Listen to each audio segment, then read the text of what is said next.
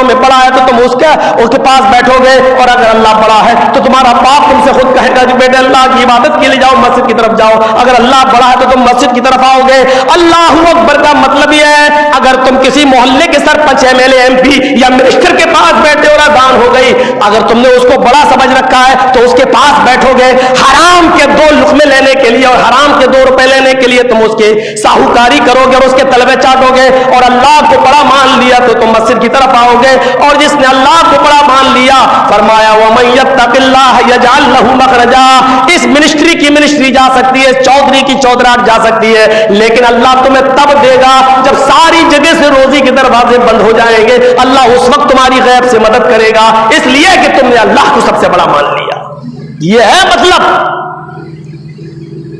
अशहदु अल्ला इलाहा इल्लल्लाह का मतलब यह है, अगर तुम उनके पास रह गए तो गोया तुम उनकी इबादत कर रहे हो, और अगर अल्लाह की इबादत करना चाहते हो तो मस्जिद की तरफ आ जाओ। अब तुम अल्लाह की इबादत करोगे तो मस्जिद की तरफ आओगे।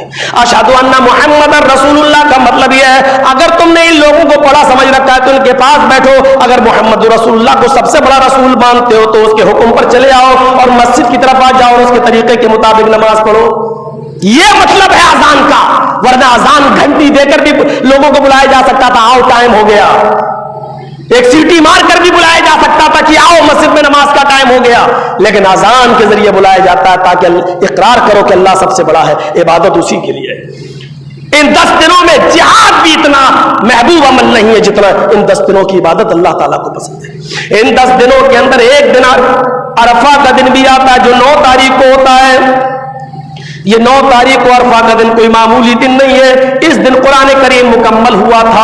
सन 9 हिजरी में अरफा के दिन कुरान मुकम्मल हुआ था और अल्लाह ने यह आयत नाजिल की थी, अल-यौमा अकमलतु लकुम दीनकुम व अतममतु अलैकुम निअमती व रज़ीतु लकुमुल इस्लाम दीना। अल्लाह के नबी सल्लल्लाहु अलैहि वसल्लम इन 10 दिनों में 9 रोजे कभी नहीं छोड़ा करते थे। अरफा के दिन का रोजा बड़ी अहमियत रखता है, लेकिन आप कल से रोजा रखिए मेरे भाइयों, कितना बड़ा सवाब है। आप नहीं समझते, अल्लाह के नबी इन 10 दिनों में 9 दिन, क्योंकि 10वीं तारीख को तो कुर्बानी है और कुर्बानी के दिन रोजा रखना हराम है, 9 तारीख तक बराबर रोजे रखिए। अल्लाह के नबी कुर्बानी के दिन ईद उल अजहा का चांद हो जाने के बाद से आप 9 रोजे रखते थे और कभी नहीं छोड़ते थे। उम्मत पर फर्ज नहीं किया, सिर्फ नफिल बाकी रखा, इस्तेहबाब बाकी रखा। रखोगे तो सवाब, नहीं रखोगे तो कोई गुनाह नहीं, लेकिन 9 रोजे कभी नहीं छोड़ते थे। अल्लाह के नबी हर महीने के 3 रोजे कभी नहीं छोड़ते थे।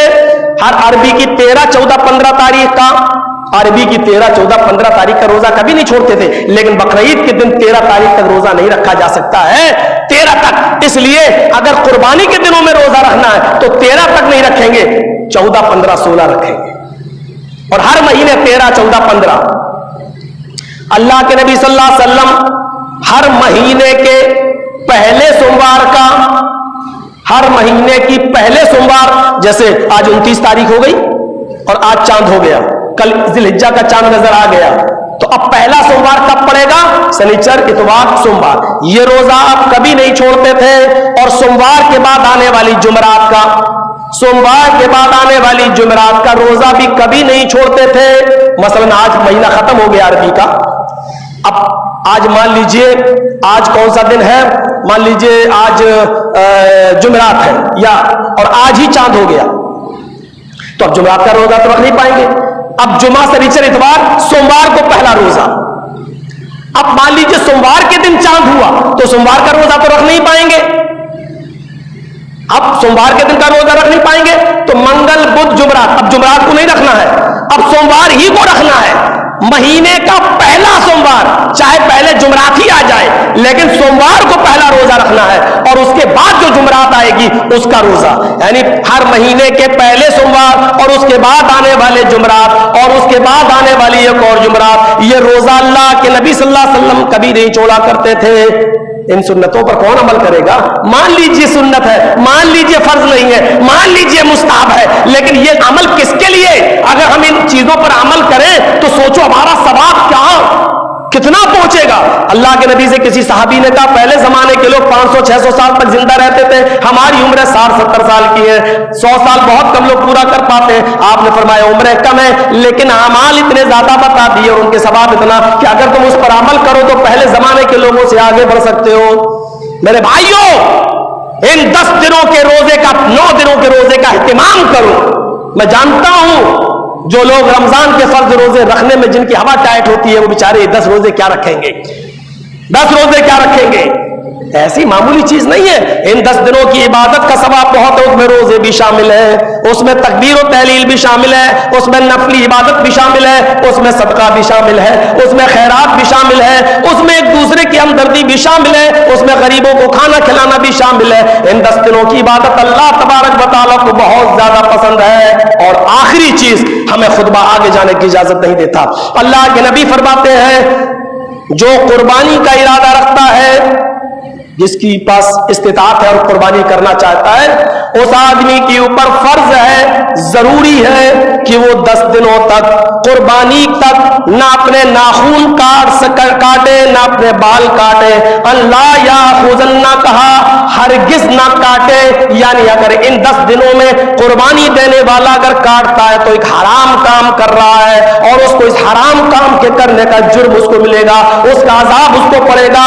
جو قربانی کا ارادہ رکھتا ہے اس کے لیے ضروری ہے کہ وہ 10 دن تک نہ ناخون کاٹے، نہ بال کاٹے، نہ اپنے زیر ناف صاف کرے۔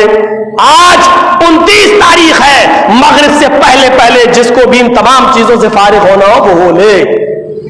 ہاں، ایک چیز اور صاف کر دوں اس میں، مان لو جرجیس قربانی کا ارادہ رکھتا ہے اور ہم کر رہے ہیں تو یہ ہماری اوپر فرض ہے، ہماری بیوی پر، ہمارے بچوں کے اوپر بال کاٹنا نہ کاٹنا فرض نہیں ہے، ان کے لیے ضروری نہیں ہے۔ ہماری بیوی ناخن کاٹ سکتی ہے کیونکہ قربانی کی ذمہ داری اللہ نے مرد کے اوپر ڈالی ہے اور میری زیر کفالت میری اولاد ہے، کیونکہ ایک جانور پورے گھر کی طرف سے کافی ہے، تو جرجیز اس کا مالک ہے تو جرجیز کے لیے ہے کہ وہ ناخن نہ کاٹے اور بال نہ کاٹے، لیکن جرجیز کے بیٹے، جرجیز کی بیٹیاں، جرجیز کی بیوی ناخن اور بال کاٹ سکتے ہیں، اس میں کوئی گناہ نہیں ہے۔ شریعت کے جملوں پر غور کیجئے گا، شریعت نے جو قربانی کا ارادہ رکھتا ہے، جو قربانی کا، تو جو کا مطلب میں، مان لیجئے آپ گھر کے بڑے ہیں اور آپ مالک ہیں تو آپ ایسا نہیں کریں گے، لیکن آپ کے بچے کر سکتے ہیں، آپ کی بیوی ناخن وغیرہ کاٹ سکتی ہے۔ بال تو خیر عورتوں کو بھی کاٹنا جائز نہیں ہے، آپ کے بچے بال کٹوا سکتے ہیں۔ تو میرے پیارے ساتھیو، ان چیزوں کا خیال رکھیے گا۔ یہ مسئلہ بہت دنوں سے میرے پاس آ رہا تھا اور کئی سالوں سے آ رہا تھا، لیکن میں بھول جا رہا تھا، جب بھی ممبر کے اوپر بیٹھتا بھول جاتا تھا، لیکن آج وہ مسئلہ میرے سامنے آ گیا تو میں نے کہا اس کی وضاحت کر دوں۔ میرے بھائیو، صاحب حیثیت پر جو قربانی کر رہا ہے اس کے لیے ضروری ہے کہ وہ بال نہ کاٹے، ناخن نہ کاٹے، زیر ناف وغیرہ صاف نہ کرے، لیکن اس کے گھر والے اس میں شامل نہیں ہے۔ وہ لوگ بال، اس کی اولاد، مان لیجیے میرا بھائی ہے، میرے ساتھ ہے، قربانی نہیں کر پا رہا ہے، اس کی طاقت نہیں ہے، ہمارے ساتھ ہی کھائے گا پیے گا، تو پھر وہ بھی بال کٹوا سکتا ہے اور ناخن کٹوا سکتا ہے، وہ اس کے اوپر نہیں۔ ہاں، جو لوگ قربانی کی طاقت نہیں رکھتے اور نہیں کرنا چاہ رہے ہیں اور نہیں کر پائیں گے، اگر وہ بھی 10 دن ناخن نہ کاٹے، بال نہ کاٹے اور ان چیزوں کا خیال رکھے تو ان کو اللہ تعالیٰ ایک قربانی کا ثواب دے گا، ایک قربانی کا۔ اگر چاہیے قربانی کا ثواب تو آپ ایسا نہ کریں، اور اگر آپ کر لیتے ہیں، قربانی کا جانور نہیں ہے تو آپ کے اوپر کوئی گناہ نہیں ہے، لیکن جو قربانی دے رہا ہے، کر رہا ہے، اس کے لیے تو حرام ہے بال کاٹنا اور ناخن بنوانا وغیرہ، زیر ناف صاف کرنا۔ ان چیزوں کا آپ خیال رکھیے گا میرے بھائیوں۔ اسی سے ریلیٹڈ دوسری چیز ابراہیم علیہ السلام کا واقعہ ہے، اسماعیل کا واقعہ ہے، قربانی کیسے کی جائے، قربانی کا جانور کیسا ہو، یہ مزید تفصیلات انشاءاللہ اگلے جمعے میں ہم آپ کے سامنے رکھیں گے۔ اور اگلا جمعہ تھوڑا سا چیز لمبی ہے، باتیں زیادہ ہیں، اس لیے میرے بھائیوں ہم 5-10 منٹ پہلے ممبر پر بیٹھیں گے اور 5-10 منٹ آگے ہم جائیں گے، کیونکہ ہم چاہتے ہیں کہ کم وقت میں زیادہ سے زیادہ باتیں آپ کو مل جائیں۔ اس لیے یہ ذہن بنا کر آئیے گا کہ ہم 10 منٹ پہلے بھی ممبر پر بیٹھ سکتے ہیں اور آگے 10 منٹ یعنی 1:10 تک ہم لے سکتے ہیں، تاکہ آپ کو زیادہ سے زیادہ باتیں آپ کو معلوم ہو جائیں۔ اللہ تبارک و تعالیٰ سے دعا ہے کہ اللہ تعالیٰ ہم تمام مسلمانوں کو سنت کے مطابق قربانی کرنے کی توفیق عطا فرما اور ان 10 دنوں کا اہتمام کرنے کی ہمیں توفیق عطا فرما، ان 10 دنوں میں عبادت کرنے کی توفیق عطا فرما۔ الہ العالمین، اس سال جو لوگ ہمارے تیری رحمت کو پیارے ہو چکے ہیں تو ان کو کربٹ کربٹ چین و سکون راحت نصیب فرما. مؤذن کے اذان دینے کے بعد سے لے کر نماز جمعہ تک قبولیت کی گھڑی کا ایک وقت آتا ہے جس میں اللہ تعالیٰ ہر دو بندے کی دعا قبول کرتا ہے. ہم اس قبولیت کی گھڑی میں دعا کر رہے ہیں کہ بارے اللہ ہمارا بھائی اور نفیس چودھری صاحب کا بیٹا کل اس دنیا سے رخصت ہو گیا ہے اور وہ اس دنیا سے رخصت ہو کے تیری رحمت کو پیارا ہو چکا ہے. اے اللہ تو اس کی مغفرت فرما, اے اللہ تو اس کی بخشش فرما, اے اللہ اس پر اپنا رحم و کرم فرما. اللہم اغفر لہ وارحمہ وعافہ واعف عنہ. اے اللہ تو اس کی مغفرت فرما, اس پر رحم فرما, اس کو عافیت سے رکھ اور اس کے گھر والوں کو صبر جمیل عطا فرما, اس کی ماں کو صبر جمیل عطا فرما.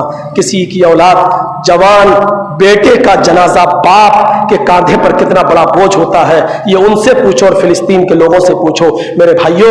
اس لیے سب سے زیادہ دعا ہے گھر والوں کے لیے کرنے کی کہ اللہ ان کو صبر جمیل عطا فرمائے, اللہ اس بچے کو غریق رحمت عطا فرمائے. اللہ ہم سب انسان ہیں, انسان ہونے کے ناطے سے جو لغزشیں اور جو بشری خطائیں ہوتی ہیں اللہ ہم انسان ہیں, شیطان ہمارے پیچھے لگا رہتا, اللہ اس بشری لغزشوں کو معاف فرما دے, اللہ اس لغزشوں کو نظر انداز فرما, اللہ اپنے رحمت کی چادر میں اس کو ڈھانپ لے. اور اللہ جو جو انتقال فرمائے, ہمارے والد صاحب بھی انتقال کر گئے, اللہ ان کو بھی اپنے دامن عفو میں لپیٹ لے. حاجی ایوب صاحب جو آگے بیٹھا کرتے تھے اللہ ان کو بھی دامن عفو میں لپیٹ لے. یہ اسماعیل صاحب, حاجی اسماعیل صاحب جو بیچارے اذان دیتے رہے, خدمت کرتے رہے, فجر کی اذان پابندی سے دیتے رہے, اللہ ان کو غریق رحمت عطا فرما. اب کتنے لوگوں کے نام لیے جائیں, اس لیے ربنا اغفر لی ولوالدی وللمؤمنین یوم یقوم الحساب. اے اللہ مجھے بھی بخش دے, میرے والد محترم کو بھی بخش دے, اور جتنے بھی مسلمان ہیں جو تیری رحمت کو جا چکے اللہ ان سب کی مغفرت فرما دے. اے اللہ ان سب کو اپنے دامن عفو میں لپیٹ لے اور ان کی لغزشوں کو معاف فرما دے. یہ قربانی کا دن اب ان گھر والوں کے لیے کیسا گزرے گا, لیکن 3 دن سے زیادہ غم کی اجازت بھی نہیں دی ہے شریعت نے, اس لیے ہمیں شریعت کو بھی دیکھنا ہے, اور شریعت پر ہم جتنا عمل کریں گے اتنا ہی مرنے والے کو ثواب ملے گا کہ دیکھو اس نے کم سے کم ایسا جو ہے ان لوگوں نے صبر کیا اور شریعت کے مطابق صبر کیا اپنے مرحوم پر, اس لیے اللہ تعالیٰ اس کو بھی ثواب سے نوازتا ہے. اللہ تعالیٰ سب کو کی مغفرت فرمائے جو تیری رحمت کو جا چکے ہیں, اور نسیم کے والد نفیس صاحب اور ان کی والدہ اور گھر والوں کو صبر جمیل عطا فرما. اللہ ان کو اپنے دامن عفو میں لپیٹ لے اور اس کی قبر کو نور سے بھر دے. وما علینا, جب تک ہمیں زندہ رکھ آئے اللہ تو اسلام پہ زندہ رکھنا, اور جب ہمارا خاتمہ ہو تو ایمان پر ہمارا خاتمہ فرمانا. وما علینا الا البلاغ.